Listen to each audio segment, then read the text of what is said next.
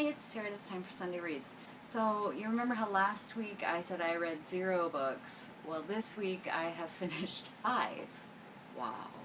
So first I finished Gene Mapper by Taiyou Fujii, which is a Japanese translated science fiction story about a man who designs logos for genetically modified foods to, like, it shows up on the plants so that you can see it from the sky and things like that, and it shows its certifications and things like that. It's supposed to be eye-catching and that sort of thing. So the main character is a gene mapper, and this is his thing.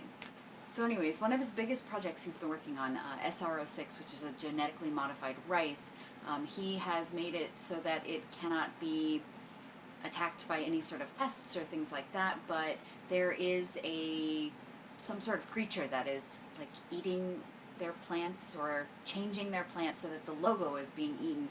And the problem with that is that if they show that something can attack the plants, then they're no longer valuable in any way, shape, or form. So all of the trust that these people have put, into this company will completely go bust. So there's an action-packed sequence that follows where they try to break, what's happening, and all craziness happens. So it was full of a lot of technical terms and things. I don't understand much of it, but it was a lot of gene talk and technology talk about hacking and things like that. And while I think the translation was a little bit stiff, I see what was happening with it because I'm surrounded by a lot of English as a second language Japanese speakers. So I see what was happening with that, but it ended up with a really stiff translation, so some of it was a little bit boring at times, but overall I think it was kind of a fun, light sort of action sci-fi read. So if you're into like genetically modified foods or, into some sort of like interesting technology, then you may want to give this one a try. I also finished the Fairytales of Russians and Other Slavs by Ace and Olga Pilkington, which is a collection of translated Russian and other Slavic fairy tales that the author wrote as a sort of textbook for his class, one of his classes. I found the contents to be really interesting, and it was nice to get to know all of the different Russian fairy tales, and it did shed some insight into that field for me, but I feel like it does feel as though it was written to complement something. I was reading, a lot of the stories are the same, they're just like our own fairy tales, they're just retellings of similar situations. So I was having trouble reading them in any sort of context or anything like that, so I kind of wish he started it off with really cool commentary, and he provided a lot of information, but I really wish he had also provided some sort of syllabus with it, because I think putting those things into context and giving some other things to compare them with would have been a lot more meaningful and productive. But if you're just interested in getting a basic grounding in Russian fairy tales, then I would recommend this one. The book I was going crazy about on Twitter was Nice Dragons Finish Last by Rachel Aaron, and it is about a young dragon who is not a very good dragon, and by that I mean he's not bad enough, and he's basically too nice. So his mom, as a last-ditch effort to get him to do something with himself, become cunning and calculating if he can't become strong, is to seal his dragon form off so that he can only be a human. And she kicks him out of the house and gives him an impossible task and tells him he has 1 month to complete it or she'll eat him. This book was a lot of fun, and I was having trouble getting into reading anything. That's why I was reading so many different books, but when I read this I was completely glued. I hated to put it down, and I ended up staying up late one of the nights to finish reading it. And yeah, it was so much fun. I am actually currently reading the second book because I couldn't wait. So yes, it's the first book in the Heartstrikers series, and so far I think there are only 2 books out, but I do hope she writes more because I'm really enjoying the world. The characters are a lot of fun. They're quirky, but they're not too over the top. Sometimes the main character, Julius, maybe he is a little too nice, but it's kind of refreshing, I guess. But in any case, it's a lot of fun. And if you like urban fantasy or dragons, this is definitely for you. I also read The Storied Life of A.J. Fikry by... I'm really bad at remembering authors' names these days.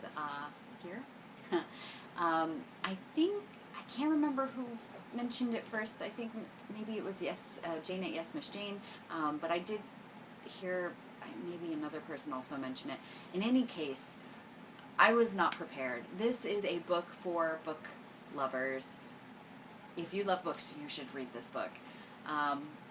Basically, A.J. Fikry is a widowed bookseller who is cantankerous and hates life, and suddenly someone leaves a baby in his bookstore and everything changes.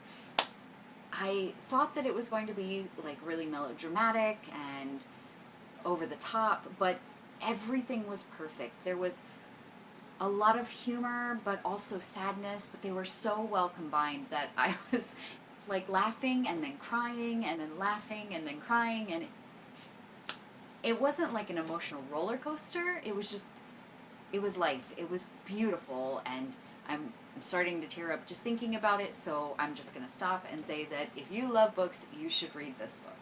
I also read The Boxcar Children by Gertrude, I don't know her name, I'm just going to read it, Gertrude Chandler Warner. Just because I signed up for Kindle Unlimited this month, because I said when I hit 60 books on my little wish list thing I would do it, so I did, and it was on there, and it was really quick, and that's a lot of ands. Anyways, it was good. I mean, you know, it was better when I was 6, but it's pretty good to reread these sort of things, and I was smiling a lot when I read it, and it brought back a lot of memories. So yeah, I had fun reading that. I am currently reading still The Consumer Society. I haven't been in the mood, shockingly. I also started The Memory of Water, which I was supposed to read for the book reading buddies thing on Goodreads, but I just didn't, and so now, anyways, I'm reading it. I had it, so I should definitely read it, and it's by Emmi, Itaranta. I have no idea. When I encounter foreign words now, I read them like a Japanese person would read them, because Japanese equals foreign to me. Anyways, yeah, so it's about a young woman who takes over her father's position as a master of tea ceremony, and it's beautiful. It's very dense, and it's in a world, like a post-apocalyptic world, where water is like a precious commodity, and it's very hard to get a hold of clean, fresh water. And of course, as a tea master, water is everything to the ceremony, and there are a lot of really interesting observations about life and water's place in life, and I'm about 50% through it, and I'm really enjoying it, but it is a heavy read, so I'm sort of trading off with other things. And as I mentioned earlier, I'm also reading One Good Dragon Deserves Another by Rachel Aaron, which is the second book in Heartstrikers series, and I'm very much enjoying it. So yeah, I guess that's it for me. I made dinner tonight, and it smells really good, and I want to go eat it. So I think I will do that. Anyways, if you have read any of these books, I would love to hear your thoughts about them. As usual, if you're doing anything interesting, or you had an awesome weekend, or you have something exciting coming up, please let me know. I'd love to hear about it, and I guess until next time.